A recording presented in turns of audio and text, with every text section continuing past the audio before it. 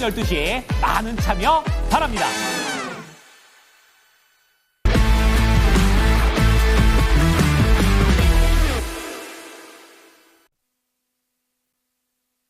네, 프로의 시선으로 이어가겠습니다. SP인베스트의 이주호 본부장 함께하겠습니다. 어서 오십시오. 안녕하세요. 네, 좀 들락날락하죠. 지수도 그렇고 종목들도 그렇습니다. 좀 오락가락한 시장 속에서 어떤 부분 저희 살펴볼지 주제 먼저 점검하겠습니다.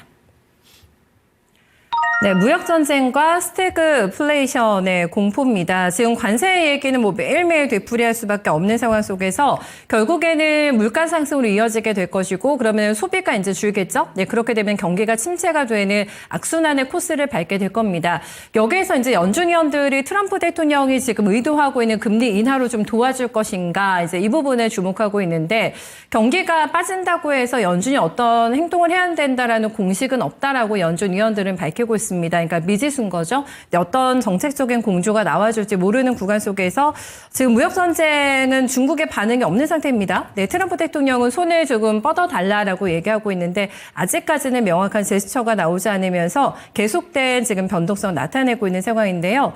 특히 뭐 미국 증시가 가장 요란하지 않나 싶거든요. 정신이 없더라고요, 지수가. 네, 원인 어떻게 보세요? 2거래일 동안 변동성이 어마무시한 상황입니다. 네. 그래서 사실 많은 분들이 정말 혼란스러우실 거예요. 이게 어떻게 해석을 해야 되는지, 네. 시장은 도대체 뭐에 관심이 있는지 뭐 많이 복잡하실 건데 이런 얘기도 있더라고요. 트럼프는 집권을 4년, 5년 하는데 이제 시진핑은 영구적이다 뭐 이런 얘기도 있습니다. 그래서 이런 것 때문에 결국에는 뭐 중국이 승리할 거다 이런 얘기도 있고 그것도 뭐 의미가 있는데요. 네, 뭐, 그렇죠. 들리는 소문에 의하면 그렇습니다. 그리고 뭐 소문이요?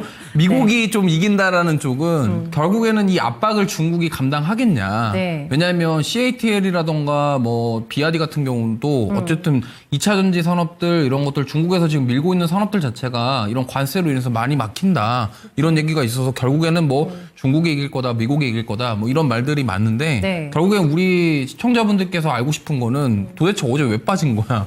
이거잖아요. 그래서 오늘 그 얘기를 좀 해보려고 하고요. 가장 중요한 거는 스태그플레이션에 대한 우려입니다. 이게 스태그플레이션이 고물가가 지속되는 가운데 경기 둔화가 이루어지는 게 스태그플레이션이라고 하는데 지금 결국에는 계속적으로 얘기가 나오는 부분이 그거예요. 이 결국에는 막 물가 어떻게 할 거야? 뭐 트럼프는 괜찮다고 하는데 연준 위원들은 봐야 돼. 그리고 어제 CPI 결과가 네. 관세에 대한 부분들이 반영이 안 된 부분이에요. 그러니까 무슨 말이냐면 지금 4월의 CPI가 3월 거에 대한 CPI입니다. 그럼 3월은 관세 부과 전이잖아요. 네. 그렇기 때문에 이 부분이 예상치를 하회했더라도 이제 4월, 5월에는 올라갈 것이다라는 의견이 지배적이기 때문에 이러한 부분에서 좀 어제 소비자 물가지수가 좀 낮게 나왔다고 하더라도 네, 네. 좀 하락이 나왔다 이렇게 좀 볼 수 있겠고요. 시장 참여자들이 아무래도 이런 것들에 대한 공포감을 느끼면서 지금 매도세와 매수세가 싸우는데 네네. 이 진폭이 너무 크다 보니까 그러니까요. 예, 여기서 이제 뭐 정말 잠 못 이루시는 그런 밤을 보내고 계실 것 같습니다. 근데 저는 항상 이렇게 생각합니다. 공포에 살아나는 말이 틀린 말은 아니에요. 근데 지금 너무 공포가 극에 달했기 때문에 네. 좀 지금 이런 상황은 좀 약간 피해 가는 것도 좀 현명한 방법이 아닐까 이렇게 생각을 하고 있고요. 네. 그 안에서 조금 뭐 이런 리스크를 좀 피해갈 수 있는 섹터들을 오늘 이따가 말씀드릴 테니까 참고해 보시면 좋을 것 같습니다. CPI 얘기 좀 해볼까요? 사실 CPI가 이게 3월달 데이터가 중요한 게 아니잖아요. 네. 이제 관세 부과가 되고 나서 얼마나 이제 물가 상승이 나올 것인가 이제 주목을 해야 되는데 4월, 5월, 6월 이제 CPI 데이터를 보고 그러면 연준이 움직여줄까? 네, 이제 이 부분이 이제 핵심이 될 것 같은데 거기에 대한 얘기를 좀 들어볼게요. 네, 뭐 어제 CPI 같은 경우는 결국에는 이제 이겁니다. 그 3월 거까지는 뭐 예상치 하회한 건 좋았어. 네. 하지만 지금 트럼프 대통령이 말하는 대로 물가에 문제가 없을 거냐에 대한 우려감이 커진 거죠. 왜냐하면은 지금 뭐 거의 145%거든요. 이 중국향 관세가. 정말 상상할 수 없는 네, 퍼센티지인 이게 거잖아요. 정말 그러면은 네. 솔직히 말씀드리면 애플은 중국에 거의 올인했거든요. 생산 공장을. 그럼 얼마가 뛸까요? 그러니까, 애플 예. 아이폰 살려면? 이게 지금 네. 어마무시한 거거든요. 그쵸. 그러면은 중국에서 만드는 아이폰을 살려면은 네. 거의 145%를 돈을 더 주고 사야 되는 거고 중국 입장에서도 사실 그 부분이 기분이 나쁜 거고 그러다 보니까 애플에서도 답답한 거죠. 그렇다고 미국에서 생산하자니 미국은 인건비가 비싸요. 그러니까 애플이 중국을 선택했던 이유는 인건비거든요. 근데 미국에서 생산을 하게 되면은 인건비가 비싸다. 그렇다고 해서 지금 베트남이나 인도 이런 쪽으로 다시 뭐 공장 만들고 이렇게 하는데 시간이 많이 걸립니다. 걸리고, 네. 그렇기 때문에 지금 삼성전자가 약간 네. 조금 좋은 상황인 게 뭐냐면 삼성전자는 중국에 공장이 거의 없어요. 그러니까 베트남이 메인이거든요. 그래서 오히려 지금 삼성 갤럭시 S25가 좀 주목받고 있다. 뭐 이 정도로 보시면 좋을 것 같고요. 그 다음에 좀 어제 시장에서 특징적이었던 부분이 채권 시장 움직임이었습니다. 그러게요. 네. 네, 채권 시장 잘 보시면은 네. 2년물 단기 금리보다 10년물 그다음에 30년 이런 장기 국채가 굉장히 많이 올랐거든요. 근데 스태그플레이션의 전조 현상이라고 불리는 게 장단기 금리 차입니다. 그러니까 이게 보통은 10년물 채권이 경기를 나타내는 지표로 활용이 돼요. 근데 어제 올랐던 부분은 경기에 대한 부분이 아니라 이게 진짜 어떤 뭐 수익률 이런 것들에 대한 게임을 지금 채권 시장에서 벌어지고 있기 때문에 트럼프의 그런 영향으로 지금 채권 시장이 움직이는 부분이라 네. 지금 해석 자체를 이 10년물이랑 장기 국채가 어제 올랐던 부분들이 경기가 좋아질 것으로 오른 게 아니라 이게 스태그플레이션의 우려 속에 전조 현상이다. 왜냐면 2년물 채권은 정책을 반영을 하는 지표로 쓰여요. 근데 2년물 같은 경우는 거의 움직임이 없었는데 10년물, 30년물 막 올라갔잖아요. 그러니까 스프레드가 더 벌어지는 네, 거죠? 벌어지다 보니까 네. 그러한 부분들이 이제 스태그플레이션을 나타내는 부분이다. 그리고 경기 침체 이 부분이 계속적으로 얘기가 나오는 이유는 결국에는 이 무역 전쟁에 대한 장기화예요. 지금 보면은 시진핑 주석도 그렇고 트럼프 대통령도 그렇고 지금 뭐 양보할 생각이 전혀 없습니다. 그리고 중국 입장에서도 중국은 사실 내수 경제만 해도 사실 크게 문제가 없고 만약에 유럽이 좀 방향을 틀어가지고 네. 중국이랑 친하게 지낸다. 이거 미국이 고립되는 상황이 될 수 있거든요. 그것도 충분히 가능한 시나리오인 것 같던데요. 그렇기 때문에 네. 뭐 중국이 이길 거다 뭐 이런 얘기가 계속 나오는 거기 때문에 맞아요. 네. 그래서 시청자분들께서도 이러한 부분들을 잘 고려를 하시는 게 좋을 것 같습니다. 사실 이거는 몰라요. 트럼프가 갑자기 무슨 말을 할지 모르고 뭐 시진핑 주석이 무슨 말을 할지 우리가 이거는 예측 밖의 일이기 때문에 이걸 우리가 내가 이 시장에서 한번 이겨보겠다 이렇게 하시기보다는 네, 네. 지금 이런 상황에서는 조금 한 발 물러서 있는 게 좋다라는 말씀 드려보겠습니다. 네. 저희가 이제 겉으로 일단 두 인물의 속내는 정확하게 파악이 힘들다 하더라도 너무 트럼프 대통령 이렇게 맹공을 조금 더 쏟아붓고 있는 상황에서 더 이렇게 불안하기 때문에 그러는 게 아닐까라는 생각을 하게 되고 사실 중국장으로 자금이 좀 이동이 되고 있는 상황 속에서 중국 증시가 크게 지금 휘청이지 않고 있거든요. 네. 이런 흐름은 좀 어떻게 봐야 될까요? 그러니까 아까 말씀드린 것처럼 그거예요. 중국 시장은 지금 버텨요. 네. 이게 왜 이렇게 버틸까를 생각해 보면 내수에 대한 부분도 있겠습니다만 중국은 자신감이 어느 정도 있는 것 같아요. 그러니까 우리가 이제 여기서 추월할 수 있다라는 생각을 중국은 가지고 있고 그러다 보니 미국에서 뭐라 하든 우리는 상관없는데 다른 나라에 팔면 되지 지금 약간 이런 마인드인 것 같아요. 그러니까 뭐 이거는 제 사견입니다만. 네네. 그래서 그런 것 때문에 중국 증시가 잘 버텨주고 있지 않나 개인적으로 이렇게 생각하고 있고 그래서 뭐 결국에는 이게 지금 요즘에 세계 경제가 중국이 없으면 거의 안 돌아가는 수준이라서 왜냐면 중국에서 경기 둔화 뭐 계속적으로 있었지만 네네. 그런 수요가 중국으로 인해서 둔화된다 그러면 국제유가 빠지고 이런 흐름들이 많이 있었어요. 그렇기 때문에 중국 증시가 버티는 이유는 관세에도 불구하고 중국은 지금 내수 경제부터 시작해서 좀 회복되는 모습이 나오고 있기 때문에 오히려 이러한 부분들 때문에 좀 버텨주지 않나 이렇게 네. 보고 있습니다. 트럼프 대통령이 지금 적을 많이 만들고 있는 상태에서 이 적들이 중국과 연합하게 된다면은 결국에는요, 네, 트럼프의 작충수가 될 수 있다라는 분석도 나오고 있습니다. 그러니까 경로는 알 수가 없잖아요. 향후 어떤 양측의 대응도 너무 불투명하고 이렇기 때문에 그래서 여러 가지 관측이 나오고 있는 구간인데 그래서 시장에서는 조금 더 자금 투입이 망설여지는 그런 상황이 연출되고 있다고 볼 수가 있겠습니다.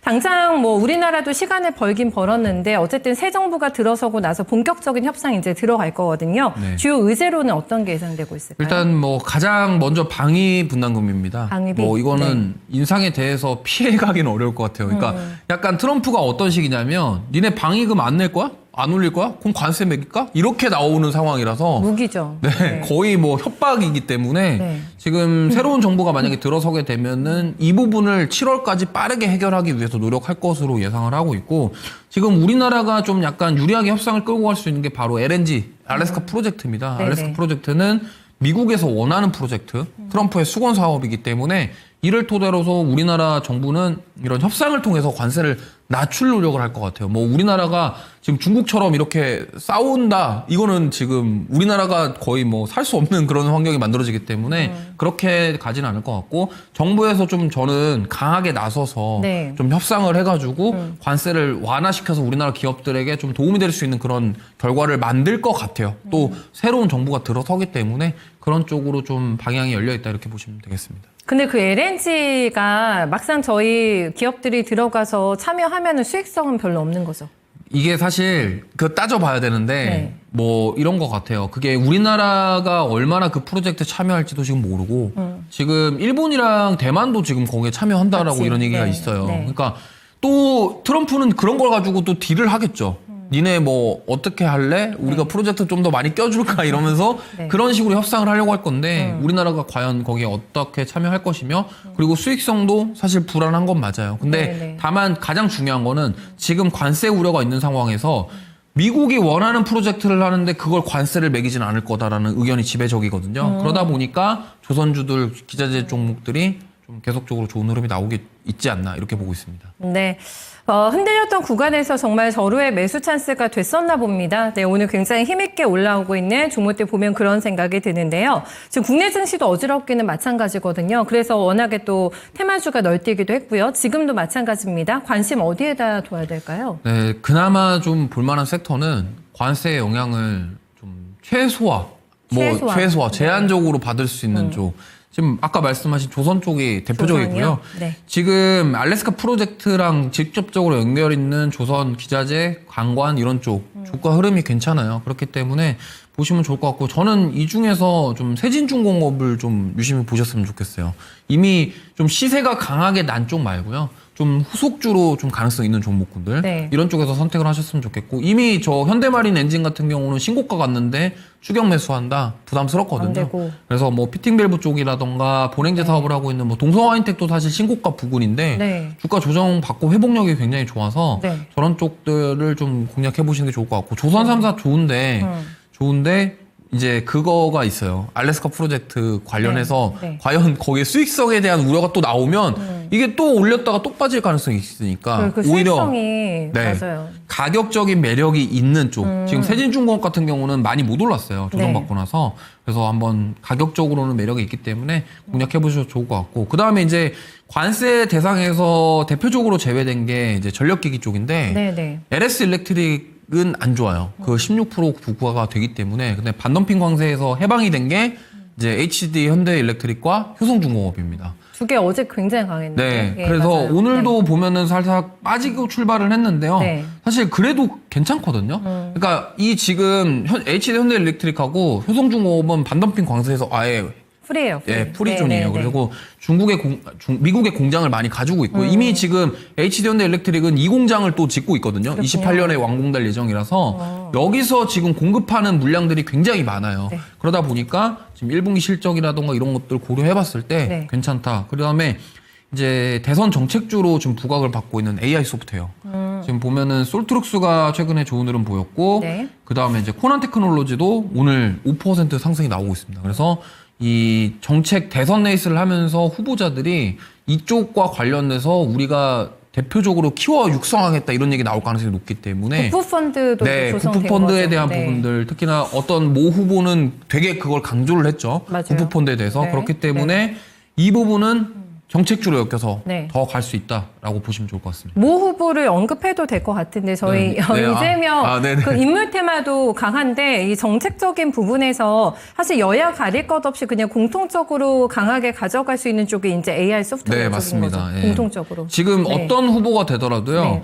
지금 왜 그러냐면 이게 챗 GPT 열풍도 있고, 네. 그다음에 중국도 딥시커라는 게 있었고, 그러니까 우리나라도 이거 기술 만들어야 된다. 근데 지금 정책 네. 그 정부 차원에서 너무 많은 자금을 쏟아붓고 있어서 네. 그래서 네. 지금 퓨리오사 AI 건도 비슷한 케이스예요. 뭐냐면 맞아요.